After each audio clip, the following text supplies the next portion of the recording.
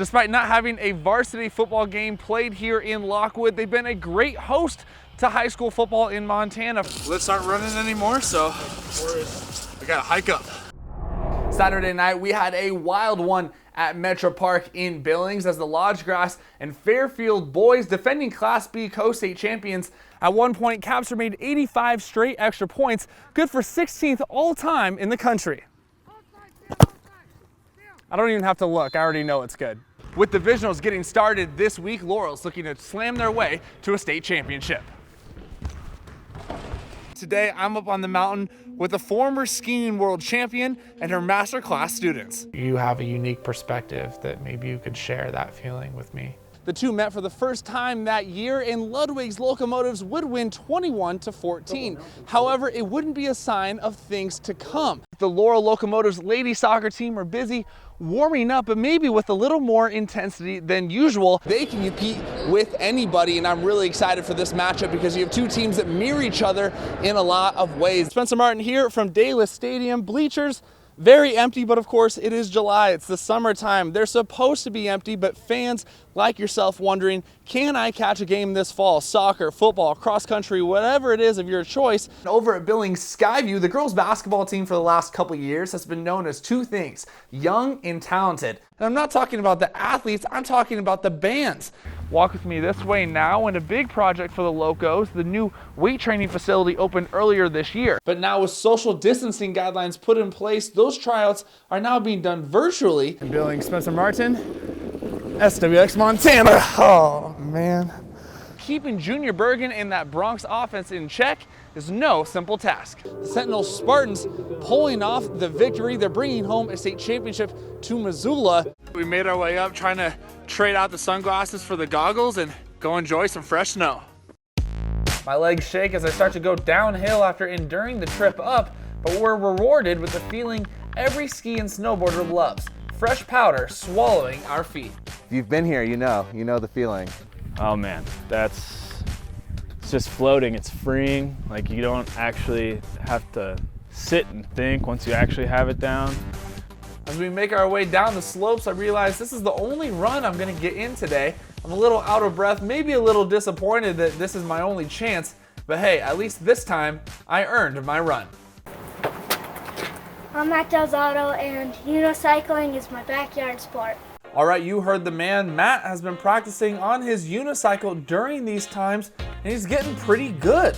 Good on you, Matt, but for now, I think I'll stick with a minimum of 2 wheels. I'll always remember it. Looking back, no matter how many titles I win, I think that will be the most special one. Typically held in Atlanta, this year's National Youth Weightlifting Championships were held virtually. The unique format gave Sittner the opportunity to win the overall gold in front of her loved ones.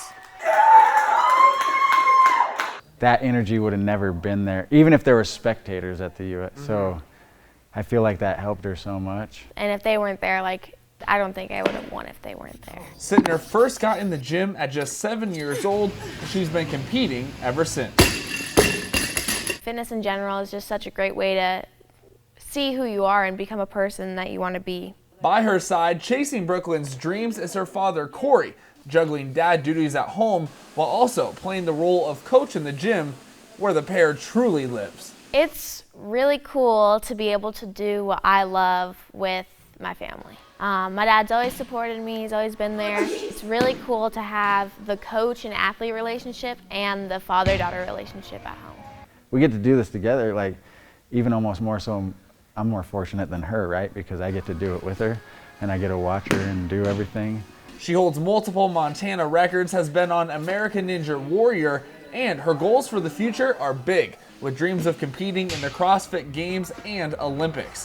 Whatever her career has in store, Sittner hopes to leave a lasting impact. I want to leave the world a better place than I found it. If I could just change one person's life for the better or anything like that, that's my main goal. Since the news first broke of Kobe Bryant's death, millions have shared their heartfelt memories and stories of a global icon. And while those stories reach all the way up here to the Fort Belknap Reservation, where one girl and her family shared a special moment with Kobe 20 years ago. He walks into the room, we're just talking, and he walks in and I just freeze. I couldn't say anything. It was a dream of a lifetime for her.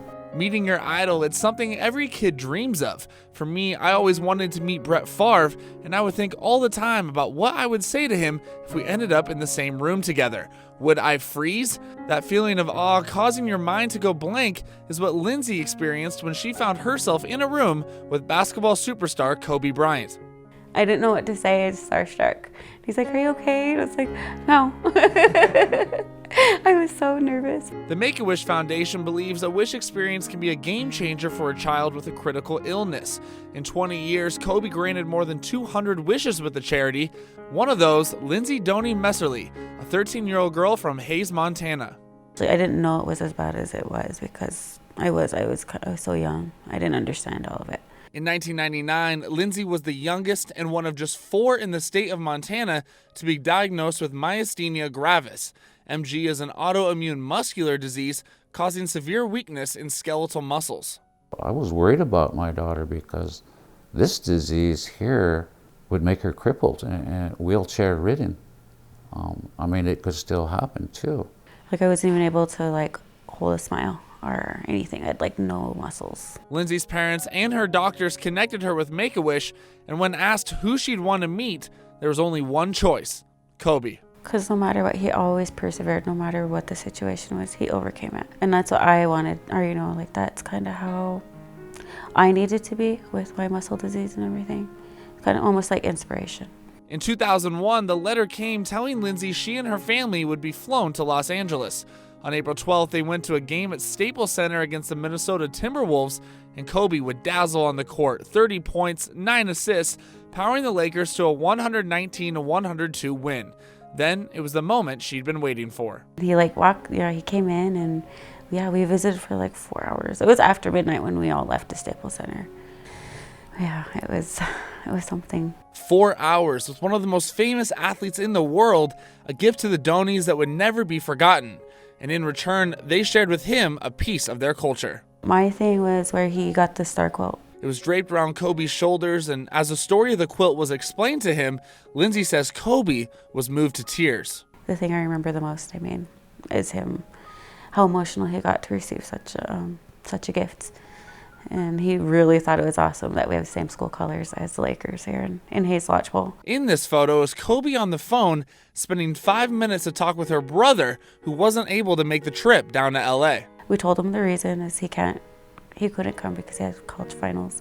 And he told him he respected him so much because he himself hadn't got to go to college. And so he called him, and my other brother answered the phone. And he was so excited. He was almost doing cartwheels, and he brought my brother the phone, and my brother couldn't believe it. He was so blown away that he called him. Lindsay's dad, Dale, was another person touched by the interaction, as he was given a new nickname by the young star. I guess he called me Pops, and I was really good with that, I mean, it's just like what a son calls his father. Kobe was really young at the time, so yeah, Pops was good. Kobe died in a helicopter crash along with his daughter Gianna and 7 others on January 26th. Since that somber day, stories have come out about Kobe's work with young people, and according to Lindsay, her moment with Kobe was the first time he granted a Make-A-Wish, and she's not surprised to see his commitment to community spanning 2 decades. Just an honor in general, at all, because of who he was and how he was. He obviously did so much for the youth, and he cared about the youth, And it's hard. Sorry. I'm getting teary-eyed. I feel bad. Yeah. I'm sorry. I think I'd cry. Now, nearly 2 decades later, Lindsay's condition is under control. She's married with 3 children and has 1 more on the way. Make-A-Wish is there to give these kids who may not push through a chance to meet their heroes before they go. And then now you, along with all these other people, have outlived that hero. I guess you have a unique perspective that maybe you could share that feeling with me.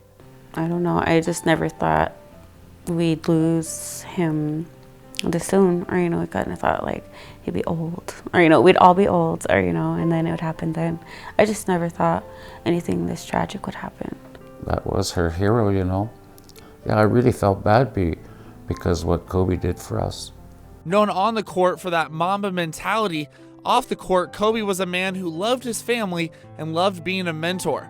Those characteristics are something Lindsay saw 20 years ago in that small room at Staples Center. In every which way you could be kind, he was kind. And that's how I would remember him, as being a kind person. Reporting in Hayes, Spencer Martin, SWX Montana.